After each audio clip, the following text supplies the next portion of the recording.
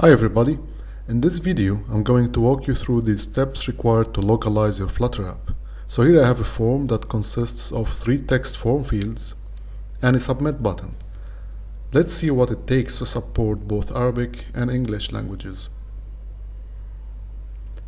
The first step is to add the localization dependencies in your pubspec.yaml file, and these are the Flutter localizations and translation. The first one is needed so that your app can use multiple locales, and the second gives us the tools to generate Dart code with the messages from ARB files, which will be created later. Next, create a Dart file that will have all the localization helpers used in this app. Let's call it localizations.dart. Basically, we need to create 2 classes, app localizations, which is used to encapsulate the resources, and app localizations delegate to provide these resources to our app. Note that we need to create a property for each message that need to be localized, such as title and email, as in this case. This will invoke until.message, which will retrieve the localized value depending on the current locale. After we define all our messages that need to be localized, run the following command against the localization.dart file to create the strings translations, which will be saved in the i10n folder. So let's create the folder first. The translations are made using application resource bundle files, which have an ARB extension.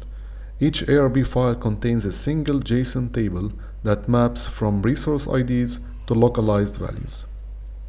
This command will generate a file called until_messages.arb, which serves as a template. However, it didn't create the messages to be localized because there's an error in the localizations file. Let's fix that first. The initialize messages has not been generated yet, so let's comment this out and run the command again.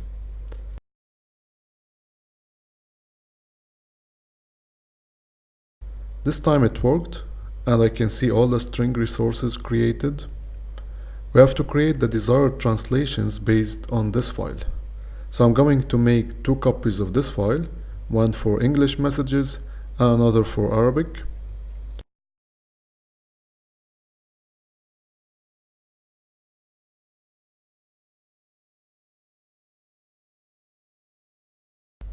Then run the following command against each of the ARB files to generate the initialize messages method that's needed by our app localizations file to load the localized messages. This will generate Dart file for each supported locale, in addition to the messages_all. You need to update this file if it doesn't list all of your supported locales, as in my case. So I'll update the deferred libraries property to include the missing locale, and also import the English messages file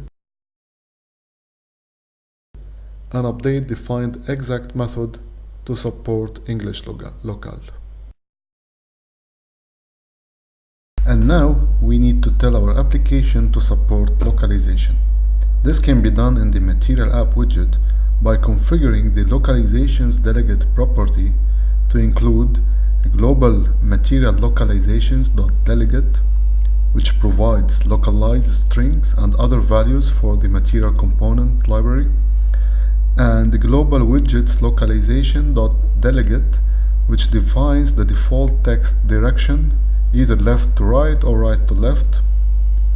And of course, we will need to provide an instance of our specific localization class. So I'm going to declare this as a property and add it to the localized delegates array list. Then instantiate it in the initState function. But first I need to change the myApp class to extend stateful widget in order to inherit the initState functionality.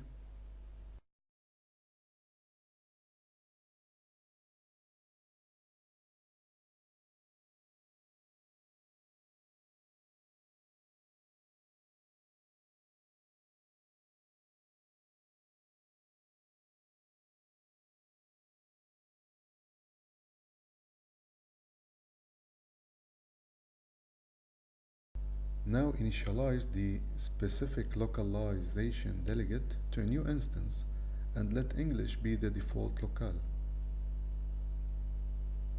I'll also uncomment the initialize messages in the localization file. And now we're ready to replace the inline string values with localized ones. So I'll change the contact us screen title with app localizations.off context.title, and we'll do the same for the name, phone, email, and submit.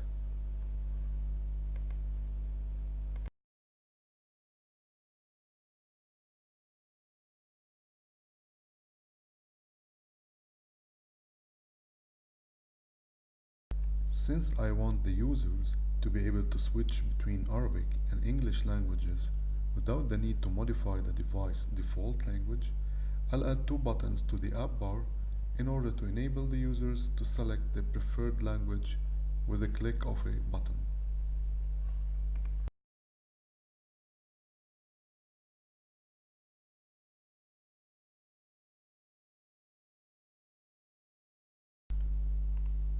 Finally, I forgot to tell Flutter what are the supported locales. This can be done via the supported locales property, and the trick to be able to change the locale at runtime is to set the locale property of the material app to the one selected by the user, which can be retrieved from the specific delegate instance overridden locale property. Now declare an onLocale change method that sets the specific localization delegate to a new instance with a new locale, and declare locale changed callback event handler. Then modify my homepage widget to accept a reference to the callback, which now we can invoke when any of the language buttons is tapped, passing in the new locale.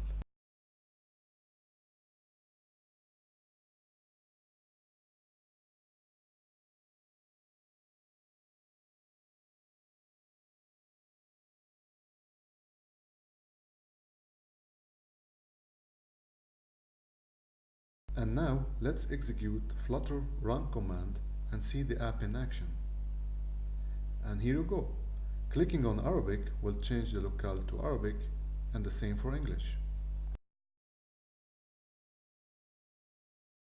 Lastly, I just want to show you a better way than passing the event handler around is to create a Singleton class that encapsulates the event handler, and I'll attach the Singleton Class onLocale changed property to onLocale changed function of the material app, and then replace widget.callback with helper onLocale changed.